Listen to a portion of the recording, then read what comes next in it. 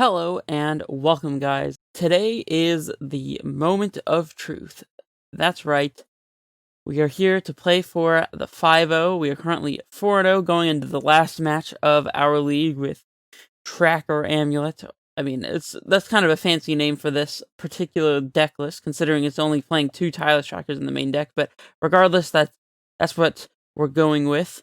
So, yeah, I don't really have anything else to say other than give me your energy. Let's see if we can pull out this 5-0. Not only would this be my first 5-0 with Amulet, it would also be my first 5-0 on Magic Online ever. So, I'm stoked. Although, we might end up coming out with a 4-1, and I would be fine with that outcome as well. Alright, final match. Let's get it started. Can we be on the play again?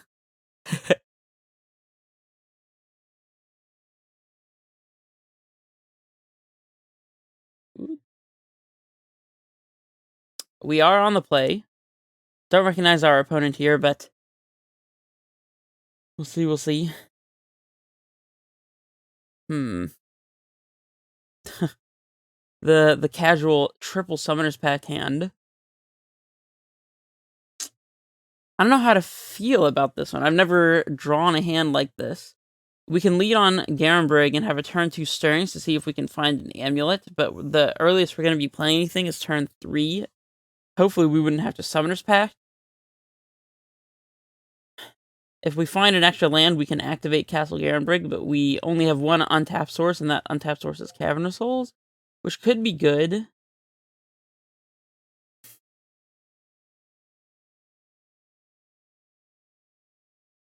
I'm really conflicted, because I really don't want to have to Summoner's Pact for a 3-drop here.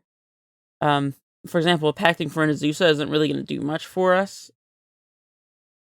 But maybe because we can Stirrings to try to find another land or an amulet, it'll be fine. Because if we top deck any ramp source here, like an amulet or a grazer, this hand becomes quite good. I'm gonna try it. We'll see.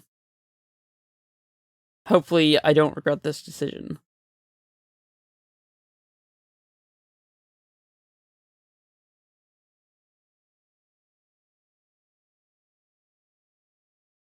My opponent says, "Hey man, what's your record?"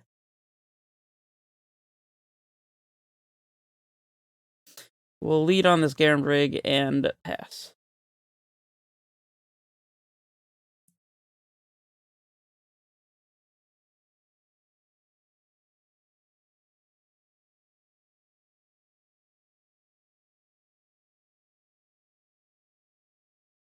They say, "Good luck." Thanks, you too. I don't mean any disrespect to our opponent, but I'm going to go ahead and close the chat here as well. Another Steamman's deck. Wow. Is this going to be finally actual Storm, like I always say whenever I see Steamman's into a 1-drop cantrip? Are we playing against Through the Breach now? We played against Kiki, and we played against the Blue-Red Thing in the Ice. It would only be fitting for this to be Through the Breach. Interesting. So we have Grazer now. We can Stirrings, and then if we find an amulet, play Cavern, naming probably Beast or Giant, depending on what we decide to do, and play the amulet. And if not, then we can Cavern, naming Beast, play Grazer, and Simic Growth Chamber to pick up the Cavern. Yeah, I'm gonna lead on the Stirrings, I think, here. No amulet. That does inform our decision somewhat. We could either get the Simic Growth or the Forest here. The Forest will allow us to pick up a Garenbrig potentially and play it untapped, but I think... Actually, yeah, I'm going to go with the Forest, because the untapped source could be important for playing a Titan. Let's get this Forest out there now that we don't have to show them the Cavern, and we're going to Grazer in our Growth Chamber, I think is the plan. And we'll pick up the Forest here. We'll pass it back. Like I said, we were able to find some amount of ramp here. Now, will it be fast enough? That's a little uncertain. Because we're still turn 4ing a Titan here, and depending on whether we draw anything or not, we may not even have a Dryad or an Azusa in play at the time, so this might be a little slow, especially for the matchup Storm. And now that we see a sleight of hand, I'm almost positive this has got to be Storm, so this hand's a little slow against Storm. I was going to say if they don't have a second land, but that's pipe dreaming, everybody. Sorry to say.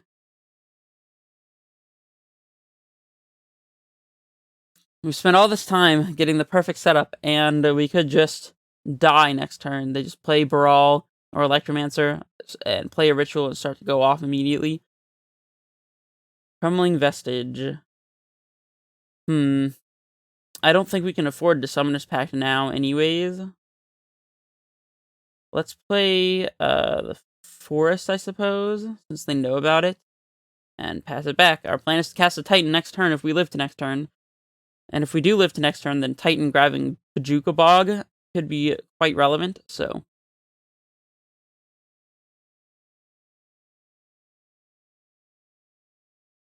Here's the 2-mana creature. And they pass back. How do we make it to this turn here? They could be holding up a remand.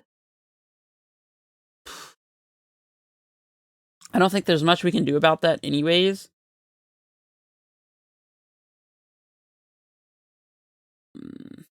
I mean, we kind of just have to play into it. We don't have any other interaction, so let's just play the Windmill Slam game.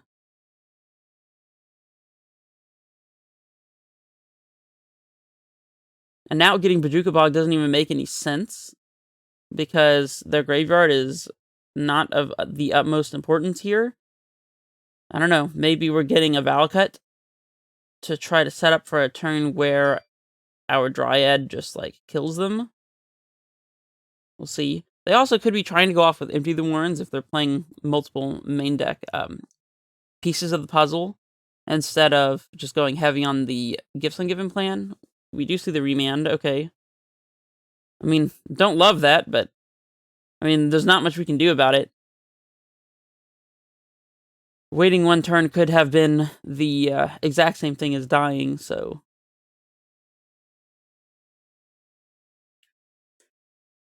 Now we just gotta hope.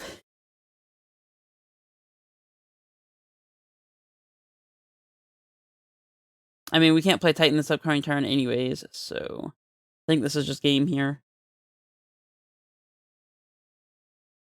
We'll just hover over this. Yeah, that's probably good enough for me. So for those of you who are unaware, they were just going to cast a bunch of spells on the same turn and kill us with a Grape Shot. Let's bring in the Disputes. And the... Oop, not this. This. Dismember. Rex Sage blows up Blood Moon or Aria of Flame, so it's probably good. We already have one Explosives to deal with tokens. I don't know if a second Explosives is going to be the move. We could also try something like Force of Vigor, but they're playing Fetchless Storm, which means they're unlikely to have Blood Moon, because they have things like Shivan Reef and Spirebluff Canal. I would be a little surprised if they did have Blood Moon. They might have Aria, though, but Aria is a little slower against us. I don't think that Aria would be a good move for them. We could potentially beast within a land, but I don't love that. Aether Gust can hit a Ritual or a Goblin Electromancer, which I think is probably fine. Alright. Yeah, I think that's all the changes I want to make. Let's take out all of these Explorers, because they're kind of awful. Let's take out one Summoner's Pact because of exactly what we saw in the first game. Zeus is probably good here. Stirrings is probably a little too slow. I don't think that Radiant Fountain is going to be the most necessary. I don't know if it's worth it to even have one Explosives. I feel like we could just outrace Empty the Warrens plan with Titan getting like a field or something, or even just blocking. Explosives also is an out to Aria of Flame, though, if we don't have Reclamation Sage. Oh, these trackers are probably not good, actually. The one matchup I'm citing the trackers out from the main deck. In that case, we get to bring one card back in. I guess it's just going to be a Stirrings, although I don't love it. Yeah, let's try this. We'll play first for sure. Huh. Well, this hand has Bojuka Bog. That's some sort of disruption. It has an Aether Gust as well, so we might be able to survive an additional turn because of that. We get to play turn 1 Grazer, and we have an answer for Aria of Flame as well. But no Titan. If we never find a Titan, this hand kind of just loses miserably. I think we have to keep it, though.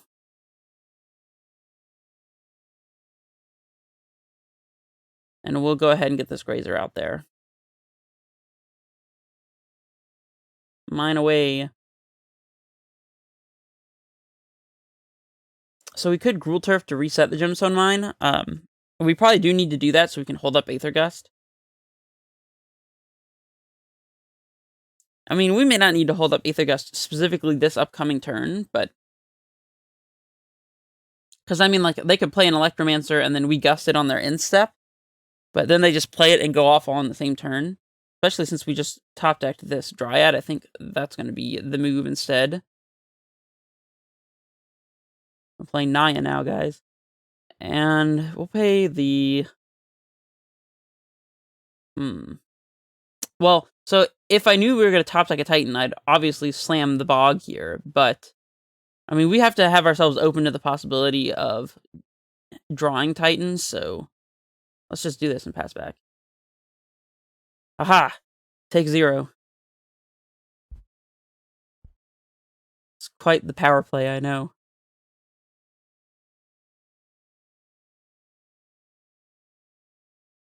Now if we top deck a Titan, we're pretty set up. And if we don't, we have Aether Gust up.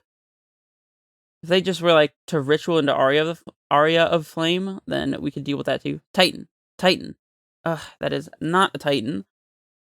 We do have a Gust set up to prevent them from going off with like rituals and say something like that. So let's bounce our Bojuka Bog, I suppose. And play the Garenbrig out. And I guess there's no point in attacking. Yeah. And now we do have some amount of protection here, but we definitely just need to top deck a Titan. Manamorphose. I don't love that one. I guess it's fine. We could also gust a Past in Flames, which might be the best target for it. Pieces, that's fine.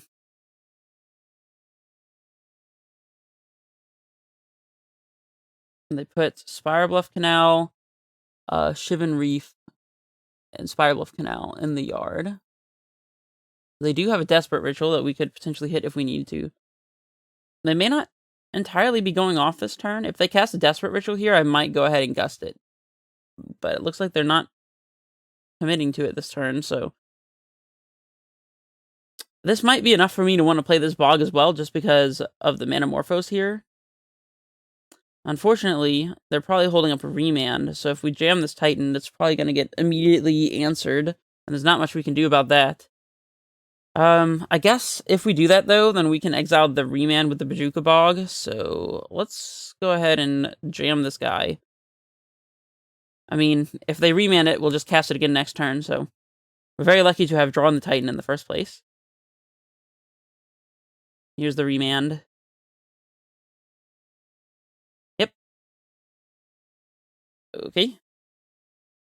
And they did cast the Sleight of Hand. What are they discarding? Shenanigans. Interesting. Well, we'll definitely bog them.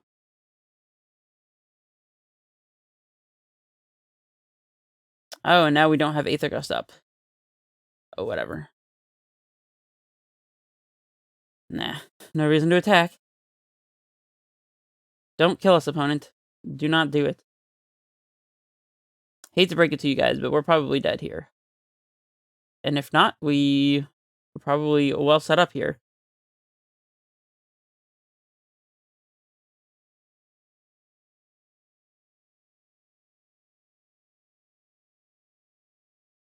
Leading on Sleight of Hand is not the scariest thing in the world.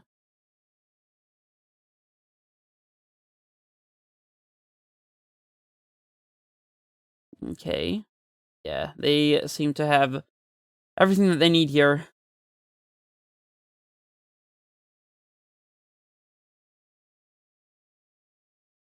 Sad that we're 1 mana short of using this Aether Gust.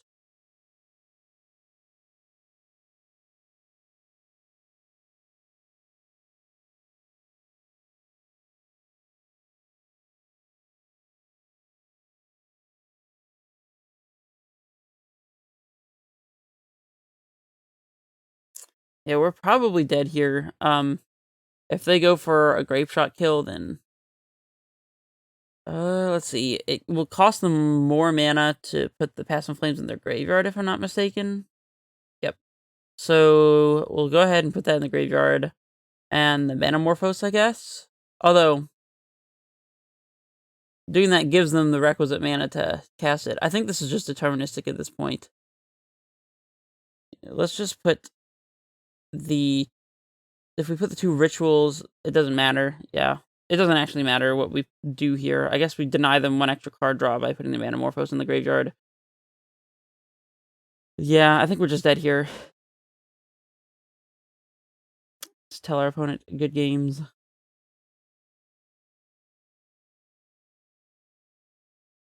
We can't beat Grape Shot here. And I'm sure that's what they're going for. So, go ahead and pack it in. Alright, well, we went 4-1, and that is still more than reasonable. How do I feel about the deck list? I'm not really sure. I think the trackers are good. I definitely think 2 is a good number to be playing. Should they be in the main board? I mean, they don't really detriment our plan, as you could see in this league. In fact, we were able to win a game or 2 off of the back of main board tireless trackers, just, going to work, doing what they do. We also did see in this list, especially since we don't play a second Vesuva, that something that might be very valuable is the addition of 1 fetch land, which is not new. It's not like an idea that I'm coming up with. It's one that I've seen in practice in other Titan lists, or other Amulet lists, I guess I should say. I always regard Amulet as a Titan deck and not as an Amulet deck. But yeah, it could be possible to play something like a Wooded Foothills or something along those lines. I could see that being good. I don't know what we would cut for it, though.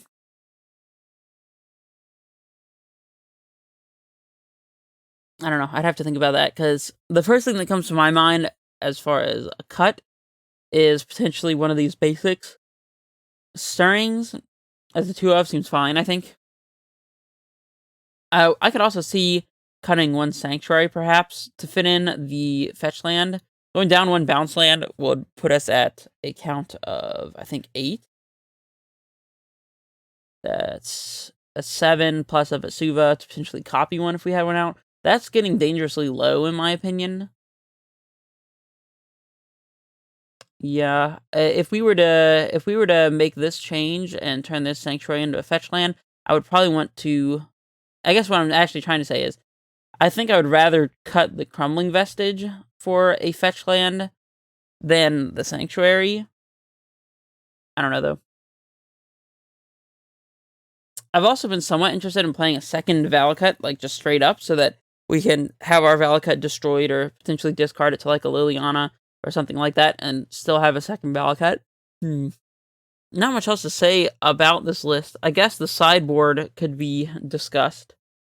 I've never really seen a reason, in all the times I've been playing Chameleon Colossus in the sideboard, I've never seen a strong argument to actually continue playing it. We never even got it in play in our entire set of matches here. And even if we did, I don't really think it would be that great.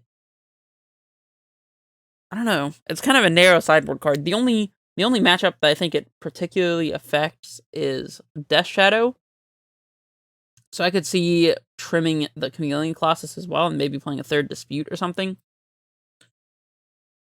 I also haven't been super impressed by Aether Gust either. There's a lot of stuff it just doesn't hit.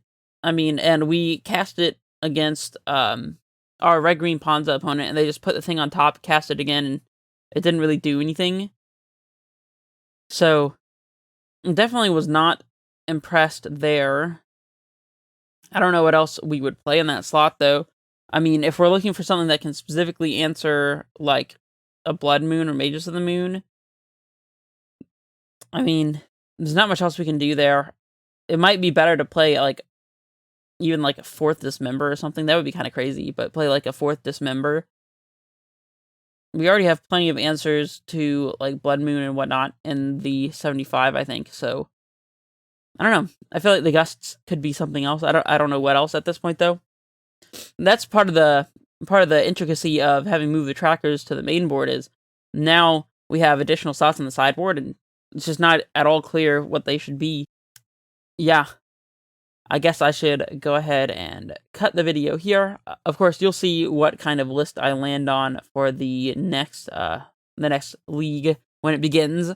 So there's not much sense in discussing all these choices here when you could just wait for the next league. Although I suppose if you're watching these out of order and are seeing this and perhaps have a difficulty finding what the next league even is, although you shouldn't, because links in the description, there will most likely be a card that pops up in the top right corner. In fact, by this point in the video, it probably already has.